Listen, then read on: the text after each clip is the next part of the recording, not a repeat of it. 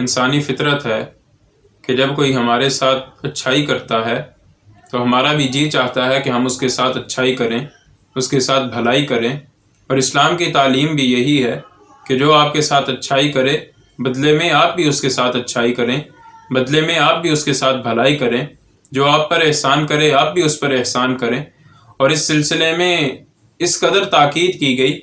کہ کسی نے اگر آپ کے ساتھ اچھائی کی لیکن آپ کے پاس اس کو دینے کے لیے کچھ نہیں، آپ کے پاس کوئی ایسی شے میسر نہیں کہ جو آپ اس کو دے سکیں، تو کم از کم درجہ یہ ہے کہ آپ اس کا شکریہ ادا کریں، اس کی تعریف کریں، اس کے احسان کا اعتراف کریں۔ چنانچہ حدیث میں آتا ہے کہ رسول خدا صلی اللہ علیہ وسلم نے فرمایا کہ جسے کوئی ہدیہ اور تحفہ ملے تو وہ اس ہدیے اور تحفے کا بدلہ بھی دے،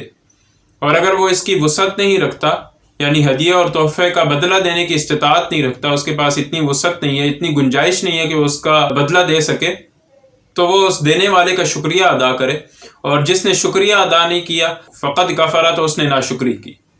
اور ایک دوسرے مقام پر رسول خدا صلی اللہ علیہ وسلم نے فرمایا من لم یشکر الناس لم یشکر اللہ، جو لوگوں کا شکریہ ادا نہیں کرتا وہ اللہ کا بھی شکر ادا نہیں کرتا۔ یعنی شکر تک پہنچنے کے لیے ہمیں پہلے شکریہ کی منزل سے گزرنا پڑتا ہے۔ لوگوں کا شکریہ ادا کریں گے تو اللہ تبارک و تعالیٰ کا شکر ادا کرنے کی توفیق ملے گی، لوگوں کے احسانات کا اعتراف کریں گے تو اللہ تبارک و تعالیٰ کی نعمتوں کا پہچاننا آسان ہوگا۔ ہمارے ساتھ قومی سطح پر ایک مسئلہ یہ بھی ہے کہ اعتراض کرنا ہو، تنقید کرنی ہو تو اس میں تو ہم بڑی جلدی اور تیزی دکھاتے ہیں، لیکن کسی کی تعریف کرنی پڑ جائے، کسی کے احسانات کا اعتراف کرنا پڑ جائے، کسی کا شکریہ ادا کرنا ہو تو اس میں ہم بڑے بخیل اور سست واقع ہوئے ہیں۔ حالانکہ یہ طرز عمل اسلامی تعلیمات کے سراسر خلاف ہے،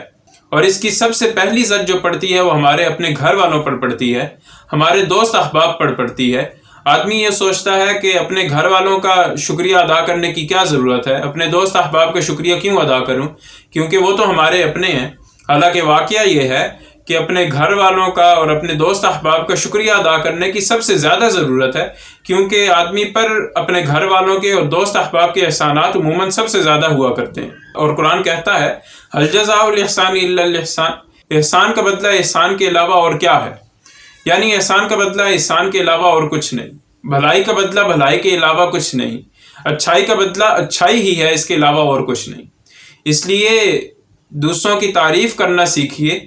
اور کھلے دل سے ان کا شکریہ ادا کرنے کی عادت اپنائیے، اور اپنے ساتھ بھلائی کرنے والوں کے احسانات کا اعتراف کیجیے، کیونکہ اسلام کی ایک تعلیم یہ بھی ہے۔